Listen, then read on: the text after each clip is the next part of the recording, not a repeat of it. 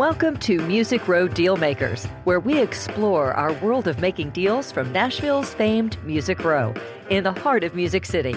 We are the Dealmakers, from composing to closing. Now, here's your hosts, Barry Neal Schrum and Dennis Disney. Hello there, and welcome to Music Row Dealmakers, from composing to closing. I'm your host for this podcast, Barry Neal Schrum, and we are coming to you live from the epicenter of deal making in Nashville's famous Music Row. Today we're beginning a 10-part series in this podcast entitled Iconic Dealmakers, during which we'll examine some of the most famous deal makers, some of the most interesting deals in the annals of the entertainment industry history. We're going to glean from those stories about these various deal makers, general principles that we can use in making and closing deals ourselves. The first iconic deal maker we're going to look at is a man named Frank Dileo. Frank died, unfortunately, in 2011 at a relatively young age of 63. He was, if you don't know, Michael Jackson's manager during the most successful period of Michael's life, the Thriller years and the Bad World years. And Frank executed some of the most iconic deals in the music industry, one in particular with the Pepsi-Cola company that has kind of set the standard for endorsement deals and those kinds of deals in general. First, I'm going to kind of introduce my connection to Frank and talk about that a little bit, just as a way of introducing the topic. And then I'm going to bring in my partner, Dennis Disney, and then we're going to talk a little bit about the aspects of that deal. I first met Frank in the mid to late 2000s. Frank had moved back to Nashville and established a new entertainment company here dealing with new artists, representing them as a publisher and as management. And when he returned to Nashville, author Jack Silverman from the Nashville scene wrote an article, a cover story about Frank returning to Nashville that appeared in the Nashville scene on November 22nd, 2007. It was entitled Hitmen, like the more famous book of the same name, which we'll talk about a little bit later. In that article, Silverman paints a caricature of Frank, which was apropos, I should say. According to Silverman, quote, "There's speculation that when Frank emerged from the womb, he already had a cigar in his mouth," end quote. And of course, the cover picture for the Nashville scene that portrayed Frank was in sepia tone and had Frank leaning back, as he often did, with his cigar in his hand. You never saw Frank without that cigar. And then add to that the gold jewelry that Frank wore, the gold watch, pinky ring on his manicured hands. And it looked like Frank sort of stepped out of central casting as a music business deal maker. And, if you've seen him in the Wayne World movies as Mr. Big, that's exactly Frank's persona. Truly, at the age of 35, Frank was perhaps the most powerful man in the entertainment industry, in no small part in response to his representation of Michael Jackson. And that's why we selected him to kick off our discussion of big deals and deal making and look at his career. Frank goes back a long way. He goes back to the 70s and 80s.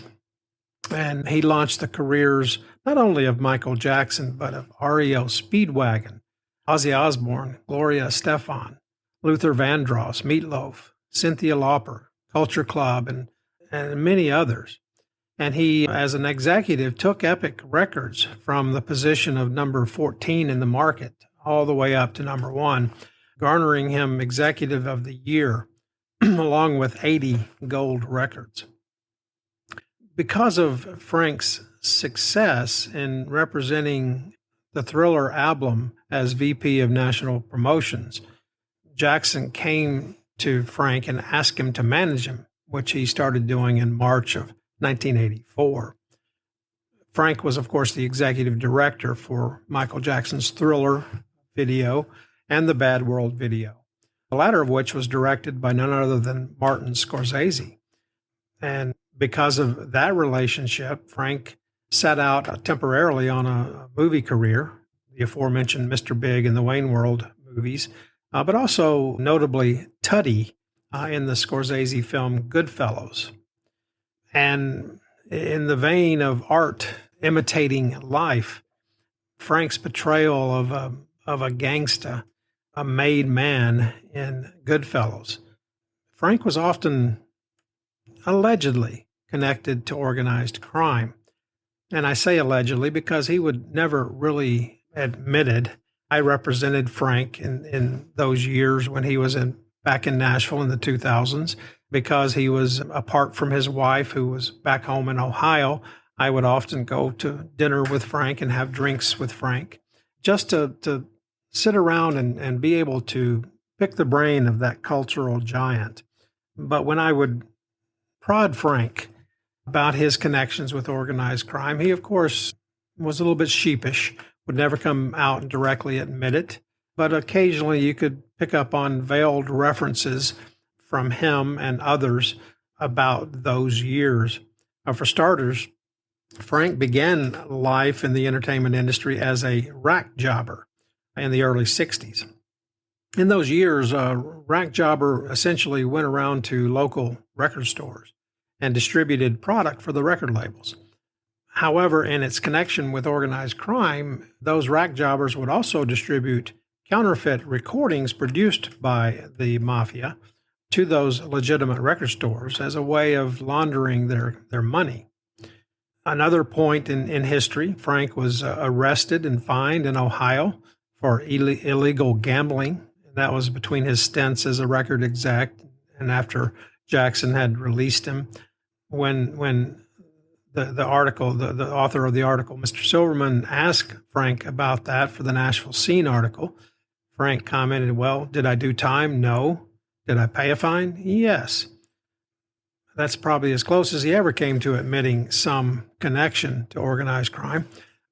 There was also a story about a mob boss in Ohio, a guy named Joseph Little Joe Naples, who was part of the La Rocca crime family, who was gunned down outside his home in Youngstown. The car he was driving at that time was Frank Dileo's Ford Mustang convertible. So the connections go on and on. In the Frederick Dannon book, the 1990 book entitled Hitman, Power Brokers, and Fast Money Inside the Music Business, Dannon identifies him as heavily relying on independent record promoters. And if you know anything about the industry, that is a seedy side of the industry. And often organized crime would use that to move the songs up quickly on the charts in order to facilitate the distribution of those counterfeit records I referred to earlier. But despite these connections from Frank's somewhat shadowy past, the Dileo I knew was an incredibly kind and generous man. And as I said, I learned a lot about him about the business. So I owe a little bit of a debt of gratitude to Frank. May he rest in peace. But more importantly for this show, Frank was a consummate deal maker. And he was a powerhouse in the music business. He could get almost anything done. And that's why for us, for this show, for Music Row Dealmakers, we're going to examine the Pepsi deal that I referred to earlier. The Pepsi deal is referred to by the Guinness Book of World Records as, quote, the biggest commercial sponsorship deal ever struck between a corporation and a performer. So at this point, I'm going to bring in my friend Dennis Disney, and we're going to talk about this deal and look at this $6 million deal that he put together and how it was accomplished. So we'll be right back with Doug and Dennis.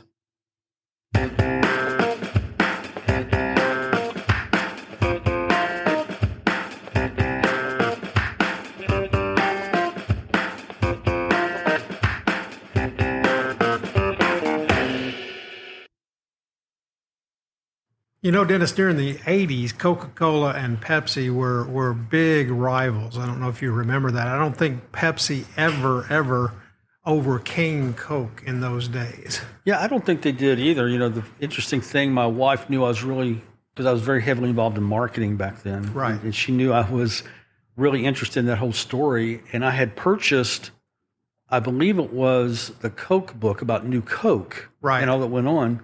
Well, that was a big flop. And and there's rumors that it was a designed flop for marketing purposes.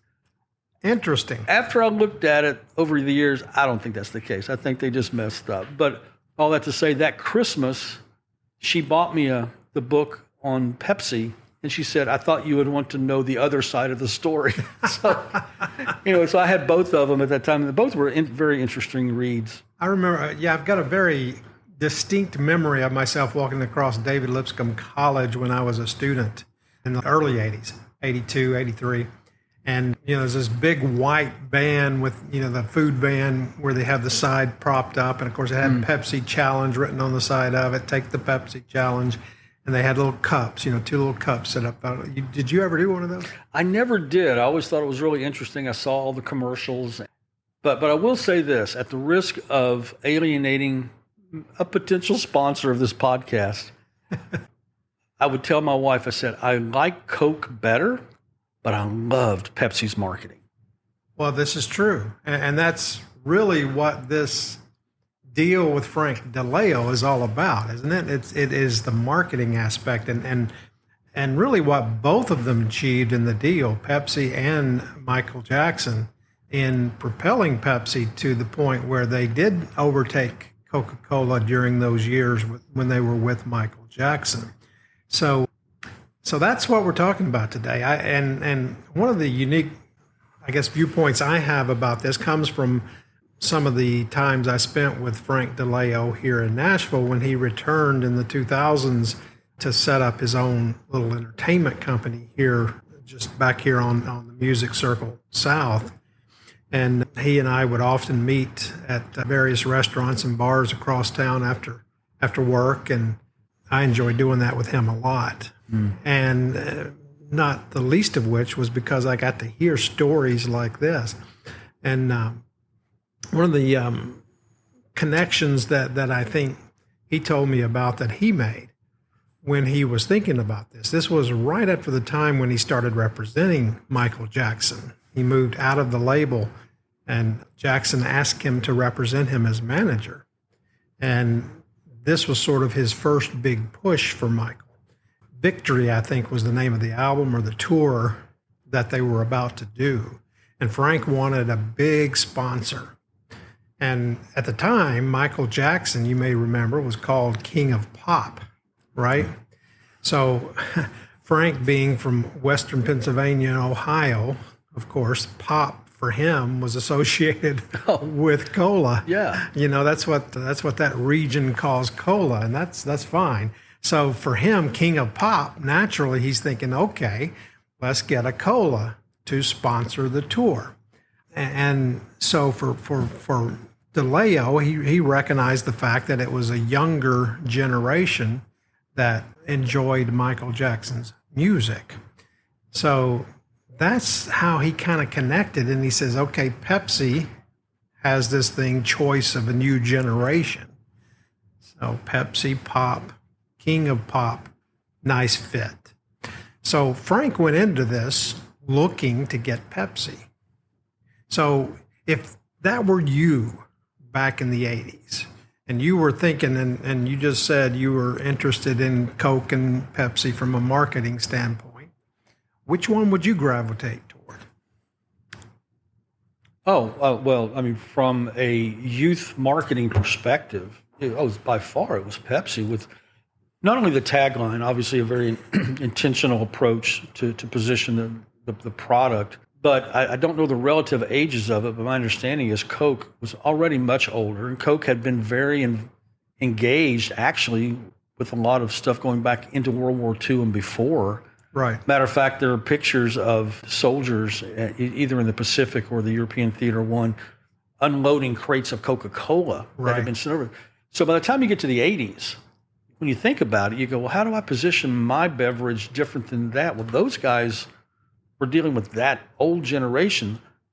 the fathers and grandfathers of who I think we want to get to.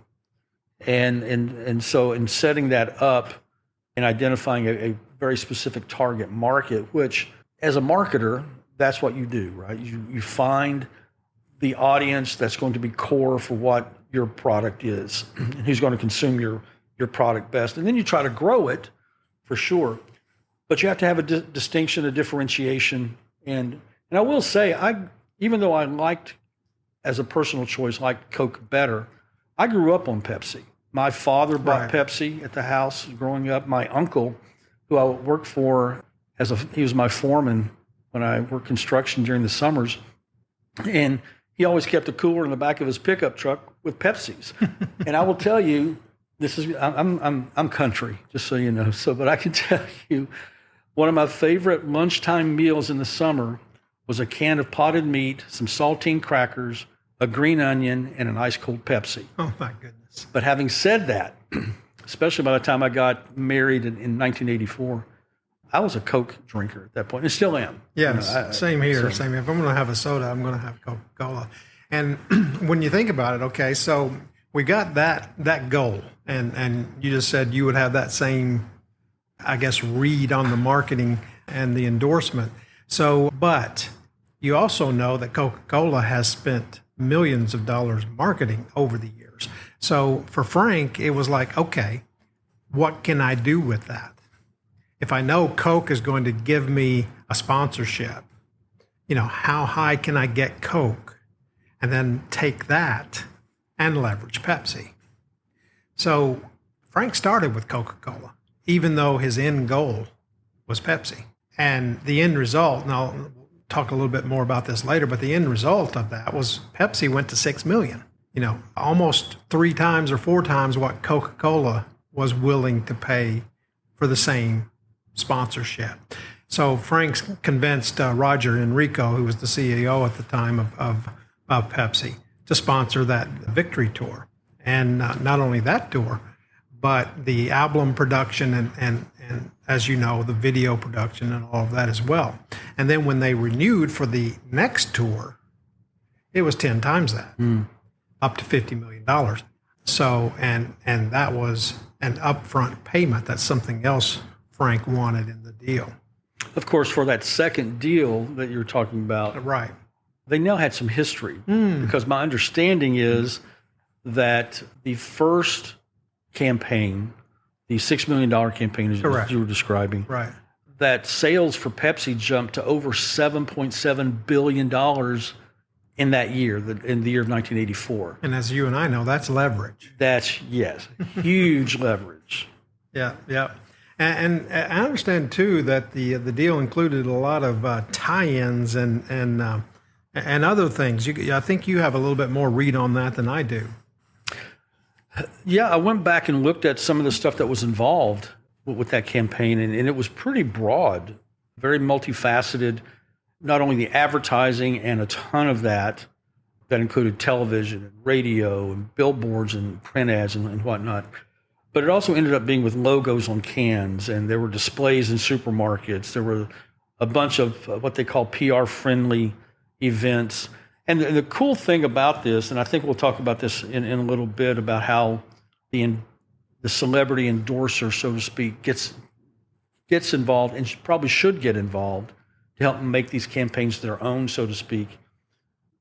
Bill Jackson actually said, hey, let's use my song Billie Jean and let's rework the lyric a little bit on the hook. And they rewrote the chorus according to the article on Billboard from back then. They rewrote the lyric to say, quote, "You're the Pepsi generation, guzzle down and taste the thrill of the day and feel the Pepsi way." And that was to the track of Billie Jean. Right. And that just goes to show the level of involvement. Of course, that was a creative approach that Michael Jackson would bring to the table. He also did most of the choreography himself for the commercials, for the dances, and those things. So that integration and participation, engagement, involvement of the endorser, celebrity endorser, is really critical to make these campaigns authentic. It really is. It takes a team, and we'll talk about that a little bit more later. One of the things that impressed me with Frank was his negotiation tactics when it came to this. Not only the ability to pit Coca-Cola against Pepsi and Enrico, but his understanding of other levers such as timing. And of course, it was the perfect time, as we've already talked about, the synergy between King of Pop and the focus on a new generation. But Frank wanted a little bit more urgent timing, as it were.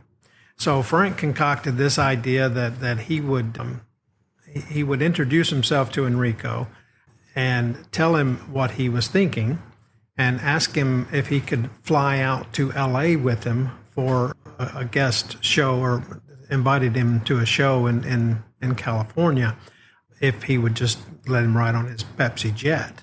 So he did. So I don't know what it takes to fly from New York to LA in a jet, but probably 3-4 hours. So there's your timing, right? He said, let's talk about that sponsorship of Jackson here. And by the way, I've got Coke waiting in the wings when we get there. So I can either sign their deal or I can sign your deal. So he put the pressure on him a little bit. And that allowed him to pull a number of the traditional levers of negotiation for achieving a deal. That's uncertainty, timing, and opportunity. And of course, for the listeners who are uninitiated, leverage is self-interest or power, or something that gives one of the parties in a deal more strength, as it were, in negotiating than the other party. So while on that plane, he combined all of those, and he presented Pepsi with this opportunity. And I understand there was a broker involved, and you can tell us a little bit more about that. But on that 4-hour plane ride, he began the conversation. So Frank began with the most obvious obstacle in almost any deal, and that is the price. And he already had a 7-figure deal with Coca-Cola lined up, and he used that. And he said, okay, let's start the bidding at $6 million. It took a little bit, but Enrico agreed to the figure, assuming, the rest of it was going to be easy. Okay, I'll agree to your $6 million. Well, it's tough to walk out of the room when your room is a small tube at 45,000 feet. Yeah, I'm going to go to the restroom. Exactly. But once Enrico agreed, then Frank threw in a little curveball, which, as you know, is very common in these negotiation things. Once you get everything you think lined up, the other side's almost always going to give you, well, wait a minute, we got to have this too.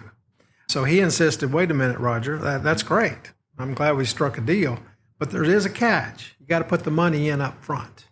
We want it all up front. So question, and I don't know if Frank ever explained to you why. Why would he want all $6 million up front? Well, that's a good question. I don't know that I ever talked to him about that. What would you suspect? Well, first of all, I'm a believer. You've heard me talk about this before. When I'm doing artist deals and producer deals, publishing deals, I'm always pushing my client to get the money up front for a couple of reasons. I mean, get big advances if you can. I'm a believer in time value of money. So in this case, I'll use Michael Jackson money. $6 million today is worth a whole lot more to me than $6 million paid out to me over the next 3 to 5 years. Right. I can take that $6 million and do certain things with it. Now, there are implications for taxes in particular and how you structure some of that so that you don't lose a lot to the government and things. But I think that's a big part of it. There might have been some other special needs that Jackson was looking for, and that's why he wanted the big payout. I don't know. But the big thing for me when I'm working on contracts and negotiating is what can we do with these advances to get the money now because of the time value of money. Now, interestingly, just this week, I'm working with a client on a new recording deal. It's actually tied in with a coterminous publishing agreement. And I was pushing to get a higher advance. And the client's manager called me. He said, I didn't explain it well enough to you. He said, candidly, we want the lower advance. And I'm like, why would you want that? And he said, well, it's because we are positioning to sell the publishing catalog in the next 2 to 3 years. We want a little bit of an advance to help with some stuff, but we don't want to be too far in the hole so that we can get clean when we go to sell the company. Now, makes a lot of sense. that's a lot of sense. Makes a lot of sense. Obviously, you can do basically you can do payoffs, payouts. That if the buyer really wants it, and you go, hey, I got $100,000 in unrecouped. Okay, we'll just pay the $100,000 as part of the purchase price. It comes out of that. But all that to say, time value of money probably was a big thing for Jackson and Frank at the time. I would imagine they had a lot planned for that $6 million when they had the upcoming tour. Yeah, exactly. So I think that's probably a big, huge piece of it. Big part of it. Plus, you had Neverland out there that Jackson was still maybe adding a new to swimming pool or something, and a new giraffe arboretum or something. So you might imagine Enrico, he balked at that, having the money up front, but Dileo used a little bit of psychology on him. He said, wait a minute, I remember the Beatles endorsed Coca-Cola. You remember that? Have they ever endorsed Pepsi? He said, did Elvis Presley ever do a commercial for Pepsi? And Enrico said, well, no. And so he said, what do you want to do? You want to be 0 for 3? Or do you want to go for this deal? So Enrico actually did go to the restroom at that point, and he came back. And what do you think he said? Well, we know what he said. You got a deal. So there it is. So you were saying something about a broker, and very often in these types of deals where you're involved in 7 figures or even 8 or beyond, there will be other parties involved. So tell us a little bit about that. Yeah, there was a broker that got involved, and his name was Jay Coleman, and he was CEO of a company called Entertainment Marketing Communications International. And so there are those marketing companies out there that are always on the look for packages they can put together. So right. He actually went to, at the time, it was Pepsi's ad agency they used, BBDO, and started the conversations like that. If we could get somebody, who would it be? Hey, maybe we could get Michael Jackson. I can make connections. And that's what a broker really does, is makes the connections, right, if you will. The managers in this case, like a Frank Dileo, may work on the big terms, $6 million, if you will. And right. Here's how much time I can give to you for Michael's personal involvement, et cetera, et cetera. But a lot of times those brokers are the ones that work between the buyer and the seller in many cases, and then the attorneys, along with the managers, come in to actually then work out the deal points and get the final deal put together. In this case, the broker made the introductions, helped with the sale price, and then obviously Frank gets Enrico alone away from everybody and is able to close it. And I will say, the brokers I've worked with on various projects, many are great at selling, but not always the best at closing. And there's a separate skill involved with that. And my take on Dileo, from everything I'd ever read about him, from his radio promotion days on, he could sell, but he was really a closer. Oh my gosh. Him with his cigar, his gold chains and everything else. It was definitely a closing point.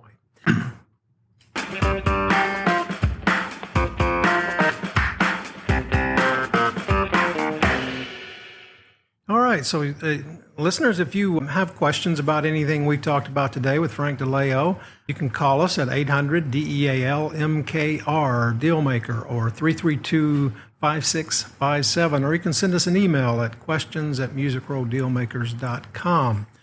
So now, as we promised in the last episode, we're going to sort of give you some walkaway points from all of that we've talked about. And there are several, I think, that both Dennis and I want to share with you.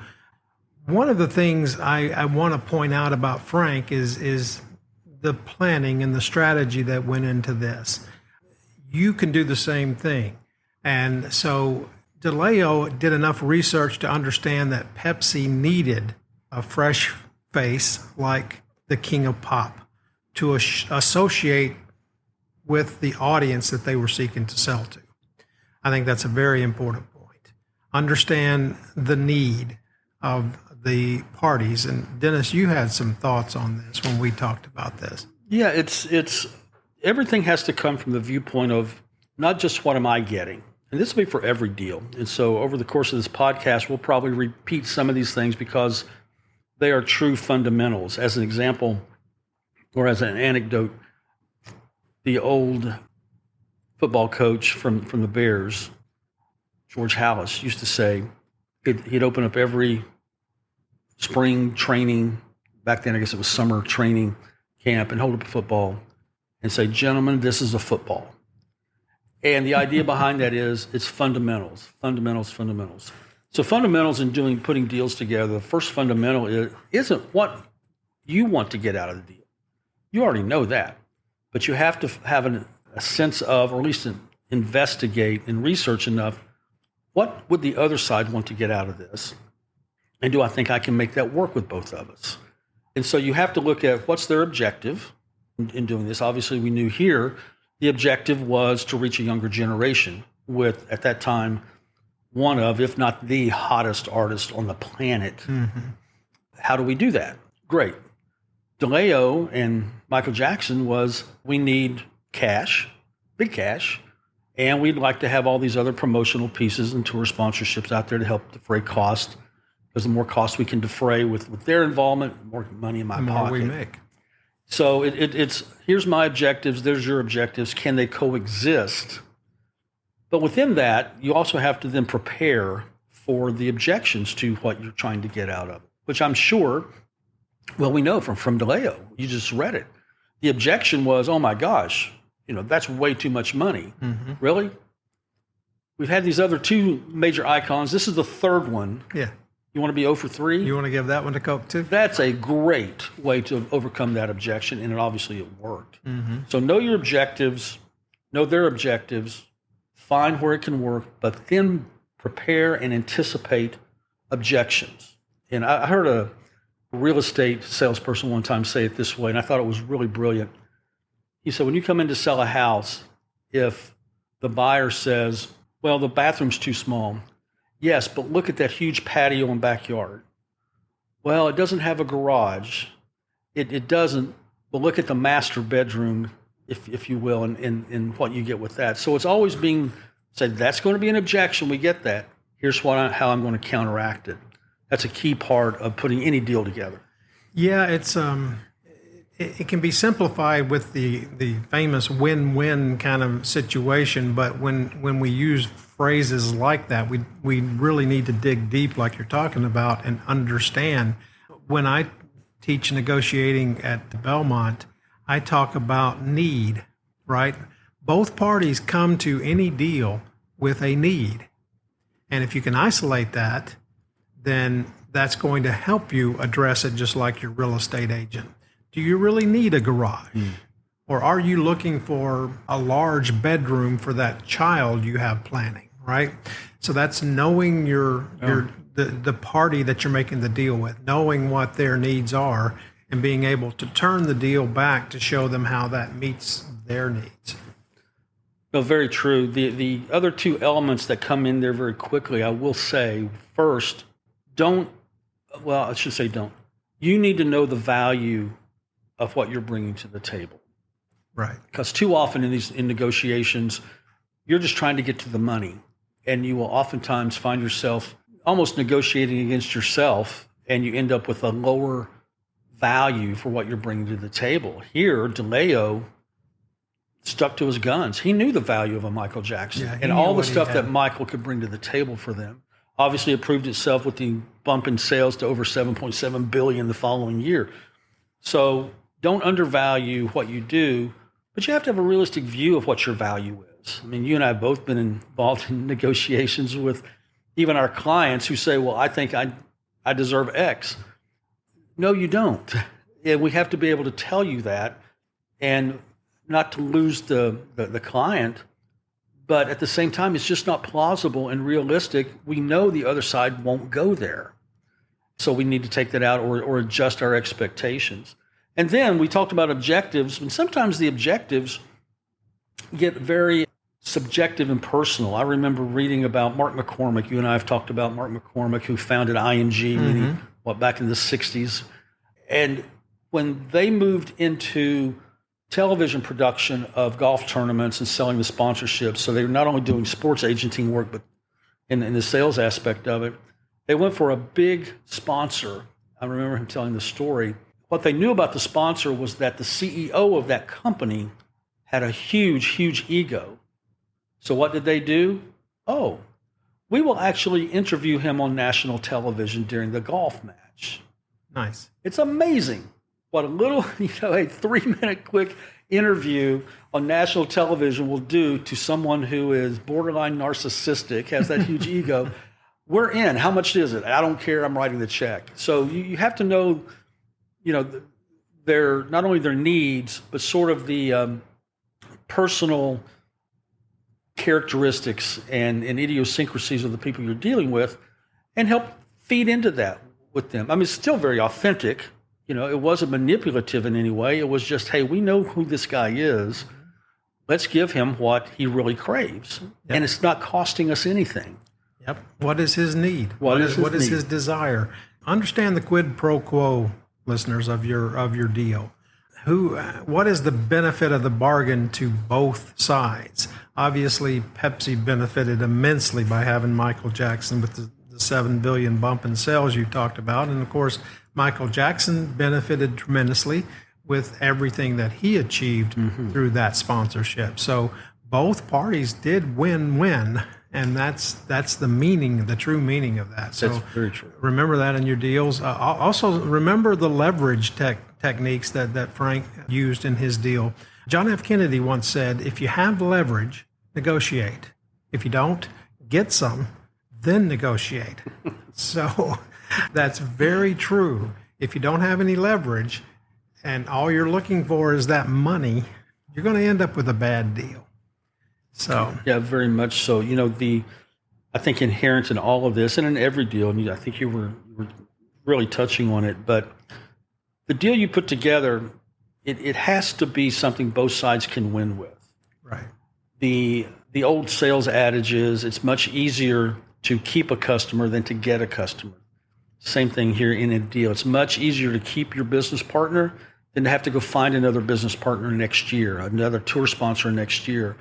So if you are being so inflexible and so demanding and not willing to work with the other party, even if the money's not the issue, but the experience of working with you is, they don't want to continue that. Now you're back to zero, and you've got to do the whole thing over again, which is infinitely harder than just being a good partner and finding something that works for both of you. I think that's a good place to end, Dennis. I've enjoyed this episode. Hope you have as well.